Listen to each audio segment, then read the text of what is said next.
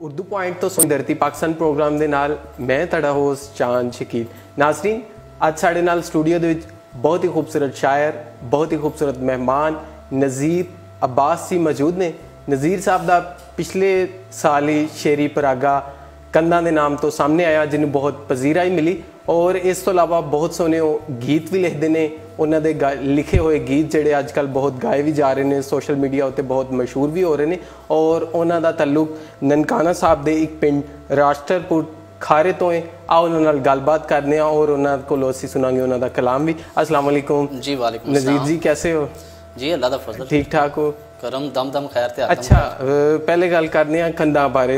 ताड़ी जिस तरह के पिछले साल किताब भी सामने आई और तुसी ਇਹਦਾ टाइटल कंधा ही क्यों रखिया? ਉਹ ਚਾਂਦ ਜੀ ਵਜ੍ਹਾ ਹੈ ਕਿ ਇਹਦਾ ਜਿਹੜਾ ਨਾਮ ਕਿਤਾਬ ਦਾ ਉਹ ਕੰਧਾ ਰੱਖਣ ਦੀ ਇਹ ਵੀ ਵਜ੍ਹਾ ਇੱਕ ਹੈ ਕਿ ਸਾਡਾ ਪੂਰਾ ਜਿੰਨਾ ਜੀਵਨ ਹੈ ਉਹ ਸਾਰਾ ਹੀ ਕੰਧਾਂ ਵਿੱਚ ਪਰੋਇਆ ਹੋਇਆ ਔਰ ਇਹ ਅਜ਼ਲ ਤੋਂ ਲੈ ਕੇ ਚੱਲਦਾ ਆ ਰਿਹਾ ਔਰ ਦਿਨ ਦਿਨ ਵੱਧਦਾ ਹੀ ਜਾ ਰਿਹਾ, ਘਟ ਨਹੀਂ ਰਿਹਾ। ਔਰ ਇਹ ਜਿੰਨਾ ਵੀ ਸਾਡਾ ਜੀਵਨ ਇਨਸਾਨੀ ਜੀਵਨ ਹੈ ਖਾਸ ਕਰਕੇ ਇਹ ਤੇ ਪੂਰਾ ਹੀ ਕੰਧਾਂ ਵਿੱਚ, ਕਿਉਂਕਿ ਸੋਚ ਦੀਆਂ ਕੰਧਾਂ, ਵਿਛੋੜੇ ਦੀਆਂ ਕੰਧਾਂ, ਮੁਲਕਾਂ ਦੀ ਵੰਡ ਦੀਆਂ ਕੰਧਾਂ, ਫਿਰ ਘਰਾਂ ਦੇ ਵਿੱਚ ਸਾਡੇ ਅਗਰ 3 ਮਰਲੇ ਦਾ ਪਲਾਟ ਹੈ ਉਹਦੇ 'ਚ ਵੀ ਕੋਈ 10-12 ਕੰਧਾਂ ਹੋਈਆਂ ਹੁੰਦੀਆਂ ਨੇ। ਔਰ ਹੱਤਾ ਕਿ ਸਾਡੀ ਕਹਾਣੀ ਦੁਨੀਆ ਤੋਂ ਟੁਰ ਜਾਣ ਦੇ ਬਾਅਦ ਖਤਮ ਹੁੰਦੀ ਤੇ ਫਿਰ ਉੱਥੇ ਵੀ ਗਿਣਿਆ ਜਾਂਦਾ ਕਬਰ ਦੀਆਂ ਕੰਧਾਂ।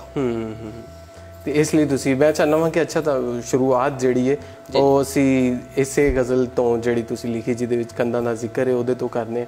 ਤੇ ਜੀ ਜ਼ਰੂਰ ਸਰ।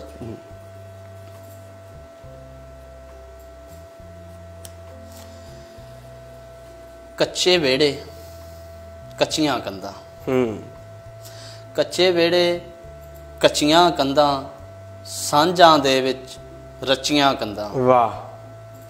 ਕੱਚੇ ਵਿਹੜੇ ਕੱਚੀਆਂ ਕੰਧਾਂ, ਸਾਂਝਾਂ ਦੇ ਵਿੱਚ ਰਚੀਆਂ ਕੰਧਾਂ, ਕੂੜੇ ਮਹਿਲ ਉਸਾਰੇ ਗਏ ਨੇ, ਕੂੜੇ ਮਹਿਲ ਉਸਾਰੇ ਗਏ ਨੇ, ਥੱਲੇ ਨੱਪ ਕੇ ਸੱਚੀਆਂ ਕੰਧਾਂ। ਕੂੜੇ ਮਹਿਲ ਉਸਾਰੇ ਗਏ ਨੇ, ਥੱਲੇ ਨੱਪ ਕੇ ਸੱਚੀਆਂ ਕੰਧਾਂ। ਸੱਜਣ ਪਿੰਡੋਂ ਨਿਕਲੇ ਸੀ ਜਦ, ਸੱਜਣ ਪਿੰਡੋਂ ਨਿਕਲੇ ਸੀ ਜਦ, ਅੱਗ ਦੇ ਵਾਂਗਰ ਮੱਚੀਆਂ ਕੰਧਾਂ। ਉਹਨੇ ਪਿੰਡ ਵਿੱਚ ਫੇਰਾ ਪਾਇਆ, ਉਹਨੇ ਪਿੰਡ ਵਿੱਚ ਫੇਰਾ ਪਾਇਆ, ਚਾਵਾਂ ਨਾਲ ਸੀ ਨੱਚੀਆਂ ਕੰਧਾਂ।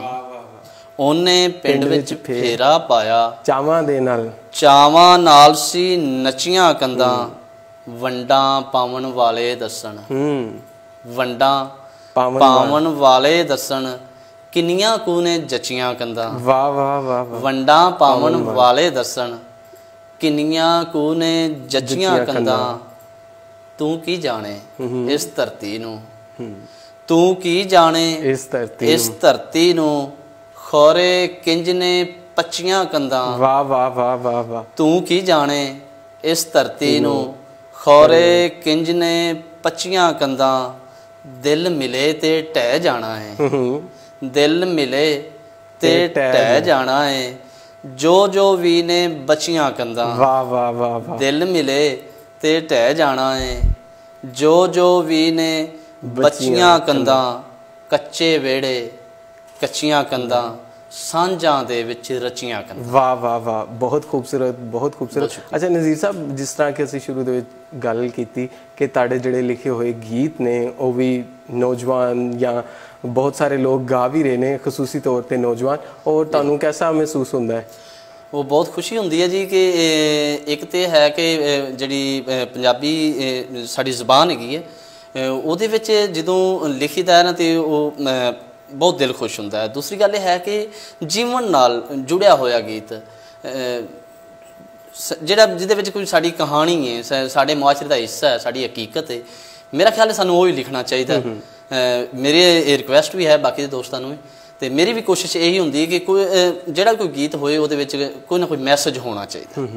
ਔਰ ਪਿੱਛੇ ਜੀ ਇੱਕ ਕਾਮਰਨ ਕਾਮੀ ਸਾਹਿਬ ਸਾਡੇ ਬੜੇ ਪਿਆਰੇ ਨੌਜਵਾਨ ਸਿੰਗਰ ਨੇ, ਉਹਨਾਂ ਇੱਕ ਭੰਗੜਾ ਗਾਇਆ। ਉਹਦੇ ਤੋਂ ਬਾਅਦ ਸੋਬੀਆ ਜਮਾਲ ਹਾਸ਼ਮੀ ਬਹੁਤ ਪਿਆਰੀ ਸਿੰਗਰ ਨੇ ਸਾਡੇ, ਔਰ ਉਹਨਾਂ ਪਿੱਛੇ ਗੀਤ ਗਾਇਆ ਉਹ ਤੇ ਮੇਰੀ ਮਾਂ ਸੀ। ਅੱਛਾ, ਟਰਬਿਊਟ ਹੈ। ਔਰ ਉਹ ਮੇਰਾ ਬੜਾ ਫੇਵਰਟ ਉਹ ਗੀਤ ਹੈ, ਟਰਬਿਊਟ ਹੈ ਜਿਹੜਾ ਉਹ ਮਾਂ 'ਤੇ ਹੈ।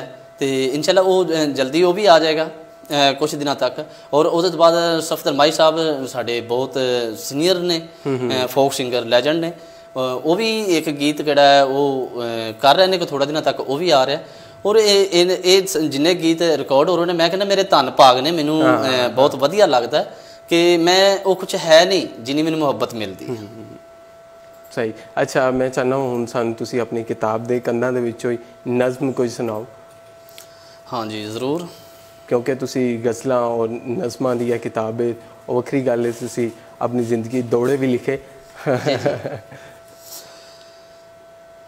ਨਜ਼ਮ ਦਾ ਸਰਨਾਮਾ ਹੈ ਅੰਨੀ ਰਾਤ। ਅਕਲਾਪਿਆਂ ਦੀ ਸੂਲ ਤੇ ਜੰਗਲਾਂ ਦੇ ਸ਼ਹਿਰ ਵਿੱਚ, ਅਕਲਾਪਿਆਂ ਦੀ ਸੂਲ ਤੇ ਜੰਗਲਾਂ ਦੇ ਸ਼ਹਿਰ ਵਿੱਚ ਹਾਸੇ ਵੀ ਨੇ ਡਰ ਗਏ, ਵਾਹ, ਗਸ਼ ਖਾ ਕੇ ਮਰ ਗਏ। ਵਾਹ ਵਾਹ ਵਾਹ ਵਾਹ। ਅਕਲਾਪਿਆਂ ਦੀ ਸੂਲ ਤੇ ਜੰਗਲਾਂ ਦੇ ਸ਼ਹਿਰ ਵਿੱਚ ਹਾਸੇ ਵੀ ਨੇ ਡਰ ਗਏ, ਗਸ਼ ਖਾ ਕੇ ਮਰ ਗਏ। ਸੂਰਜੇ ਦੀ ਧੁੱਪ ਸਾਰੀ ਅੰਨੀ ਰਾਤ ਪੀ ਗਈ, ਸੂਰਜੇ ਦੀ ਧੁੱਪ ਸਾਰੀ ਅੰਨੀ ਰਾਤ ਪੀ ਗਈ। ਨਾਗਾਂ ਜੈ ਨੇਰ 'ਚ ਰਾਵਾਂ 'ਚ ਲੁਟੀਜ ਗਏ, ਤਾਰੇ ਵੀ ਖੜੀਜ ਗਏ। ਵਾਹ ਵਾਹ ਵਾਹ ਵਾਹ। ਨਾਗਾਂ ਜੈ ਨੇਰ 'ਚ ਰਾਵਾਂ 'ਚ ਲੁਟੀਜ ਗਏ, ਤਾਰੇ ਵੀ ਖੜੀਜ ਗਏ। ਮੇਰੀ ਗੱਲ ਮੰਨ ਵੇ ਆ ਜਾ ਮੇਰੇ ਚੰਨ ਵੇ, ਮੇਰੀ ਗੱਲ ਮੰਨ ਵੇ ਆ ਜਾ ਮੇਰੇ ਚੰਨ ਵੇ। ਕਰ ਦੇ ਤੂੰ ਚਾਨਣਾ ਹਨੇਰਿਆਂ 'ਚੋਂ ਕੱਢ ਵੇ, ਵਾਸਤਾ ਹੀ ਰੱਬ ਦਾ ਕੱਲਿਆਂ ਨਾ ਛੱਡ ਵੇ। ਵਾਹ ਵਾਹ ਵਾਹ ਵਾਹ, ਬਹੁਤ ਜ਼ਬਰਦਸਤ, ਬਹੁਤ ਜ਼ਬਰਦਸਤ। ਇਹਦੇ ਨਾਲ ਹੀ ਇੱਕ ਹੋਰ ਸਾਨੂੰ ਗਜ਼ਲ ਸੁਣਾਓ। ਔਰ ਚੂँਕਿ ਇਹ ਕੰਧਾਂ ਦਾ ਜਿਹੜਾ ਉਹ ਹਜੇ ਤੱਕ ਸਾਡੇ ਰਚੀ ਹੋਈ ਹੈ ਮੇਰੇ ਅੰਦਰ, ਮੈਂ ਚਾਹੁੰਦਾ ਤੁਸੀਂ ਸਾਨੂੰ ਕੋਈ ਇੱਕ ਹੋਰ ਗਜ਼ਲ ਵੀ ਸੁਣਾਓ। ਜੀ ਜ਼ਰੂਰ। ਕਿ ਨਿੱਕੀ ਜਿਹੀ ਜਿਸ ਹਾਂ ਚਾ ਕੀਤੀ, ਨਿੱਕੀ ਜਿਹੀ ਜਿਸ ਹਾਂ ਚਾ ਕੀਤੀ, ਜ਼ਿੰਦਗੀ ਉਹਦੇ ਨਾਂ ਚਾ ਕੀਤੀ। ਵਾਹ ਵਾਹ ਵਾਹ ਵਾਹ ਵਾਹ। ਨਿੱਕੀ ਜਿਹੀ ਜਿਸ ਹਾਂ ਚਾ ਕੀਤੀ, ਜ਼ਿੰਦਗੀ ਉਹਦੇ ਨਾਂ ਚਾ ਕੀਤੀ। ਬੰਦੇ ਰੱਬ ਦਾ ਦਰਸ਼ਨ ਮੰਗਿਆ, ਬੰਦੇ ਰੱਬ ਦਾ ਦਰਸ਼ਨ ਮੰਗਿਆ, ਰੱਬ ਨੇ ਪੈਦਾ ਮਾਂ ਚਾ ਕੀਤੀ। ਵਾਹ ਵਾਹ ਵਾਹ ਵਾਹ ਵਾਹ ਵਾਹ ਵਾਹ। ਫਿਰ ਪੜ੍ਹਨਾ, ਫਿਰ ਪੜ੍ਹਨਾ। ਬੰਦੇ ਰੱਬ ਦਾ ਦਰਸ਼ਨ ਮੰਗਿਆ, ਬੰਦੇ ਰੱਬ ਦਾ ਦਰਸ਼ਨ ਮੰਗਿਆ, ਰੱਬ ਨੇ ਪੈਦਾ ਮਾਂ ਚਾ ਕੀਤੀ। ਵਾਹ ਵਾਹ। ਕੱਚੀ ਸੜਕੀ ਵੱਲ ਮੈਂ ਨਸਿਆ, ਕੱਚੀ ਸੜਕੀ ਵੱਲ ਮੈਂ ਨਸਿਆ। ਕਾਂ ਨੇ ਆ ਜਦ ਕਾਂ ਚਾ ਕੀਤੀ। ਵਾਹ ਵਾਹ ਵਾਹ। ਕੱਚੀ ਸੜਕੀ ਵੱਲ ਮੈਂ ਨਸਿਆ, ਕਾਂ ਨੇ ਆ ਜਦ ਕਾਂ ਚਾ ਕੀਤੀ। ਮਾਂ ਦਾ ਸਾਇਆ ਸਿਰ ਤੋਂ ਉੱਠਿਆ, ਮਾਂ ਦਾ ਸਾਇਆ ਸਿਰ ਤੋਂ ਉੱਠਿਆ, ਦੁੱਖਾਂ ਸਿਰ ਤੇ ਛਾਂ ਚਾ ਕੀਤੀ। ਵਾਹ ਵਾਹ ਵਾਹ ਵਾਹ। ਮਾਂ ਦਾ ਸਾਇਆ ਸਿਰ ਤੋਂ ਉੱਠਿਆ, ਦੁੱਖਾਂ ਸਿਰ ਤੇ ਛਾਂ ਚਾ ਕੀਤੀ। ਮੰਗੀ ਜਾਨ ਸੀ ਹੱਸ ਕੇ ਉਹਨੇ, ਮੰਗੀ ਜਾਨ ਸੀ ਹੱਸ ਕੇ ਉਹਨੇ, ਮੈਂ ਵੀ ਹੱਸ ਕੇ ਹਾਂ ਚਾ ਕੀਤੀ। ਬਹੁਤ ਜ਼ਬਰਦਸਤ, ਬਹੁਤ ਅੱਛੇ। ਮੰਗੀ ਜਾਨ ਸੀ ਹੱਸ ਕੇ ਉਹਨੇ, ਮੈਂ ਵੀ ਹੱਸ ਕੇ ਹਾਂ ਚਾ ਕੀਤੀ। ਵਾਹ। ਗੱਲ ਨਜ਼ੀਰ ਦੇ ਘਾਟੇ ਦੀ ਸੀ, ਗੱਲ ਨਜ਼ੀਰ ਦੇ ਘਾਟੇ ਦੀ ਸੀ, ਫਿਰ ਵੀ ਉਹਦੇ ਦਾਂ ਚਾ ਕੀਤੀ। ਵਾਹ ਵਾਹ ਵਾਹ ਵਾਹ। ਗੱਲ ਨਜ਼ੀਰ ਦੇ ਘਾਟੇ ਦੀ ਸੀ, ਫਿਰ ਵੀ ਉਹਦੇ ਦਾਂ ਚਾ ਕੀਤੀ। ਵਾਹ। ਨਿੱਕੀ ਜਿਹੀ ਜਿਸ ਹਾਂ ਚਾ ਕੀਤੀ, ਜ਼ਿੰਦਗੀ ਉਹਦੇ ਨਾਂ ਚਾ ਕੀਤੀ। ਬਹੁਤ ਖੂਬਸੂਰਤ, ਬਹੁਤ ਵਧੀਆ ਜੀ।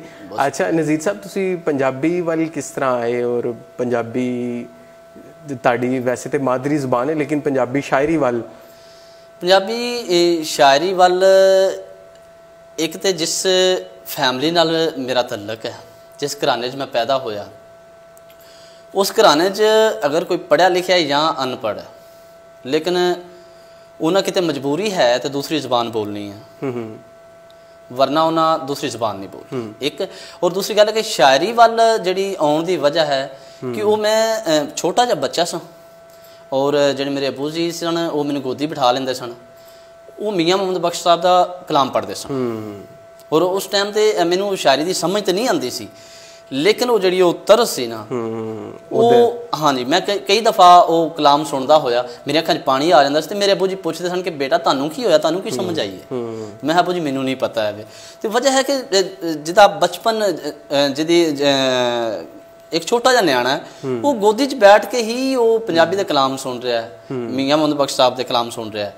ਤੇ ਯਾਨੀ ਕਿ ਤੁਹਾਡੇ ਉਹ ਪਹਿਲਾ ਜਿਹੜਾ ਉਹ ਤਾਸੁਰ ਜਿਹੜਾ ਉਹ ਤੁਹਾਨੂੰ ਮੀਆਂ ਸਾਹਿਬ ਦਾ ਕਲਾਮ ਸੁਣ ਕੇ ਤੁਹਾਡੇ ਜ਼ਿਹਨ ਦੇ ਵਿੱਚ ਆਇਆ ਕਿ ਤੁਹਾਨੂੰ ਜ਼ਰੂਰ ਇਹਦੇ ਵਿੱਚ ਲਿਖਣਾ ਚਾਹਨਾ। ਅੱਛਾ ਮੈਂ ਚਾਹੁੰਦਾ ਸਾਡੇ ਕੋਲੋਂ ਟਾਈਮ ਦੀ ਥੋੜੀ ਜਿਹੀ ਕਮੀ, ਤੁਸੀਂ ਜਾਂਦੇ ਜਾਂਦੇ ਗਜ਼ਲ ਸੁਣਾਓ ਤੇ ਉਹਦੇ ਨਾਲ।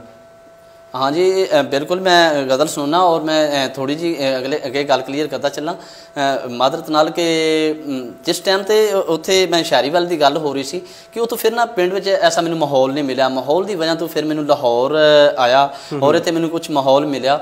लेकिन मैनू एक कमी सी निगे साए दी, सरबराह दी, मुर्शद दी, एक उस्ताद दी, ते मैं वो जिक्र करना नहीं भुलांगा कि मैं कहना कुदरत सारिਆਂ ਨੂੰ ਇਹੋ ਜਿਹਾ ਉਸਤਾਦ ਦਵੇ क्योंकि ਉਹ ਮੈਨੂੰ ਛੋਟਾ ਵੀਰ ਵੀ ਸਮਝਦੇ ਨੇ, ਸ਼ਾਗਿਰਦ ਵੀ ਸਮਝਦੇ ਨੇ, ਆਪਣਾ ਬੱਚਾ ਵੀ ਸਮਝਦੇ ਨੇ ਔਰ ਇਹ ਮੇਰੇ ਧੰਨ ਭਾਗ ਨੇ ਕਿ ਮੈਂ ਅਰਸ਼ਾਦ ਸੰਧੂ ਸਾਹਿਬ ਦਾ ਸ਼ਾਗਿਰਦ ਔਰ ਉਹਨਾਂ ਮੈਨੂੰ ਕਬੂਲਿਆ ਨਕਮੇ ਨੇ ਮਹਾਨ ਸ਼ਾਇਰ ਨੇ ਸਾਡੇ और बहुत सोना लिखते हैं। हाँ जी अरशाद संधू साहब कंगणपुर तो ने और मेरे ये धन भाग नहीं कि उन्हें मैंने कबूलिया, मैं तो नकम्मा जैसा लेकिन उन्होंने दा प्यार उन्होंने जड़ियाँ दुआवां ने उन्होंने दुआवां के सदके मैं अगे चल रहा। और कुछ दोस्तों ने इस दौरान किताब के दौरान जी मेरी हमायत की, जोड़ा मैंने प्यार दिता, जोड़ा मैंने साथ दिता वो बड़ा सलाहनयोग है कि जेडे कुछ चंद दोस्त सन ज़ेब भट्ट साहब और सजाद बुखारी साहब मेरी बहुत हैल्प की और बहुत मैंने दिलासा दिता कि बेटा हिम्मत नहीं हारनी। और ज़ेब भट्ट साहब ने बहुत हिम्मत दी और कमर फरीद चिश्ती साहब और खान मोहम्मद खान साहब मुल्तान से बैठ के उन्हें हाँ मेरी सपोर्ट की और मेरा साथ देंदे रहे और प्यार देंदे रहे। और काफ़ी सारे इस तरह दोस्त ने